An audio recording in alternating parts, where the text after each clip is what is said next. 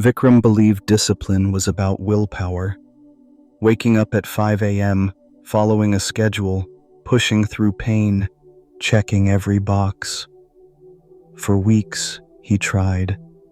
He made charts, timers, reminders, and for a while, it worked.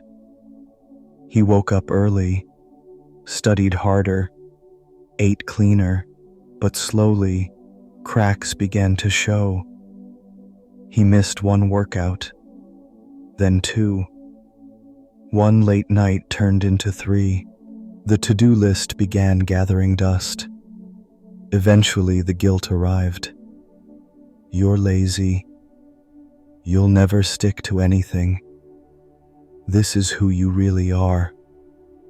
One evening, after yet another day of doing nothing he had planned, Vikram sat alone in his room, surrounded by unopened notebooks and untouched plans.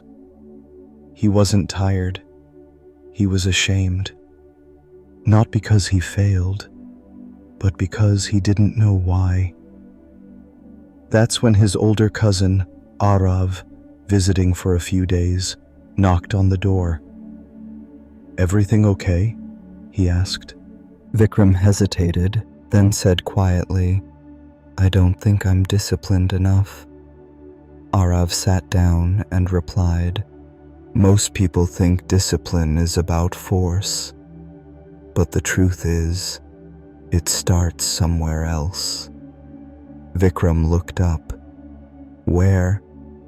Arav smiled.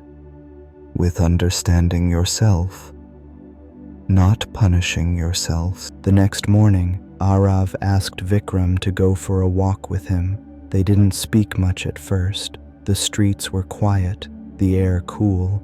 Then Arav said, "Do you know why your plans keep falling apart?" Vikram shrugged. "Because I'm not strong enough?" "No," Arav replied.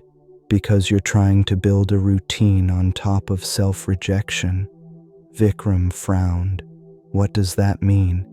"It means you're treating yourself like a problem to fix, not a person to support."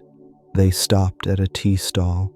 Arav ordered 2 cups and continued, "Discipline doesn't come from self-hate. It comes from self-respect." Vikram stayed quiet. That evening, instead of rewriting his to-do list, he sat down and wrote something different. A letter to himself, not a list of goals, not a timeline, just honesty. "You try hard, I see that. You fall, but you also show up again. Maybe that's what matters more." As he folded the letter, he felt something he hadn't felt in weeks. Not motivation, not power, but relief. He didn't need to fight himself to grow. Maybe, for once, he could work with himself instead. The next day, Vikram didn't set 5 alarms. He didn't plan his entire week in detail. He just chose one thing: a 10-minute walk after lunch. No pressure, no performance, just one promise to himself. And he kept it. The next day he did it again, not because it was exciting, but because it felt like something he could trust himself with. By the end of the week, the walk had become a ritual, not a chore, not a challenge, a moment of clarity. One evening, Arav saw him lacing up his shoes and smiled. "Discipline doesn't start with extremes," he said. "It starts with something small you're willing to return to." Vikram nodded. "Like the walk." "Exactly. The goal isn't to crush every day. The goal is to keep coming back." That night, Vikram opened his old planner. He didn't fill every slot. He didn't color-code his week. He just wrote, "Be someone I can rely on." Because for the first time, discipline didn't feel like punishment. It felt like care. And maybe that was the hidden truth all along. You don't build discipline by proving you're perfect. You build it by proving day after day, that you'll show up for yourself, even when you're not. Over the next few weeks, Vikram kept his routines light but steady. A short walk, a daily journal entry, 15 minutes of focused study, no multitasking, no pressure. Some days felt smooth, others dragged. But he didn't restart the cycle of shame. He didn't call himself lazy when he missed something. He just picked it up the next day. No stories, no drama. One afternoon, a friend messaged him asking, "How are you so disciplined now? What changed?" Vikram stared at the message for a while, then typed back, "I stopped trying to control everything. I started trying to be kind to myself." He didn't realize how true that was until he reread it, because it wasn't about willpower anymore. It was about relationship, with time, with effort, with self. Discipline wasn't a battle he had to win every day. It was a quiet promise, and every time he showed up, he kept it, not because he was perfect, but because he was present.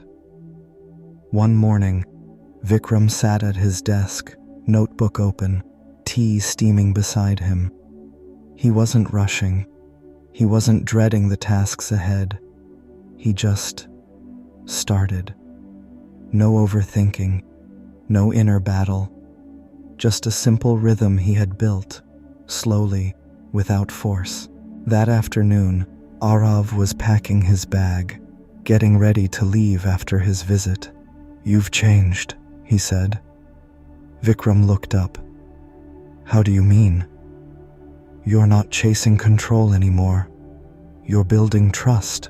Vikram nodded. "With myself." Arav smiled. "That's the part no one tells you. Discipline doesn't begin with the doing. It begins with believing you're worth showing up for." That night, Vikram didn't plan his next 30 days. He just wrote one line in his journal. "What I do consistently shapes who I become, especially on the quiet days." He finally understood something he had missed for years. Discipline isn't the loud grind people post about online. It's not a mood. It's not a streak. It's the quiet decision to return, especially when no one sees it. Weeks later, Vikram was in the library when he overheard two students talking. One of them said, "I've tried sticking to a schedule, but I always fall off." The other replied, "Same, I guess we're just not disciplined people." Vikram didn't say anything. He just smiled to himself, because now he knew.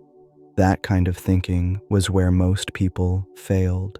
They thought discipline was something you had or didn't, but Vikram had learned the truth. Discipline is something you build by showing up when it's boring, by continuing after you fall off, by forgiving yourself, then beginning again. That evening, he returned to his desk, opened his notebook, and added a new line. "You don't fail at discipline when you slip. You fail when you stop returning." He looked around at the quiet room, at the notebook filled with crossed-out days and restarts, and he felt proud, not because every day had been perfect, but because he had made a home out of persistence. And when you build from kindness, even your mess becomes part of the foundation.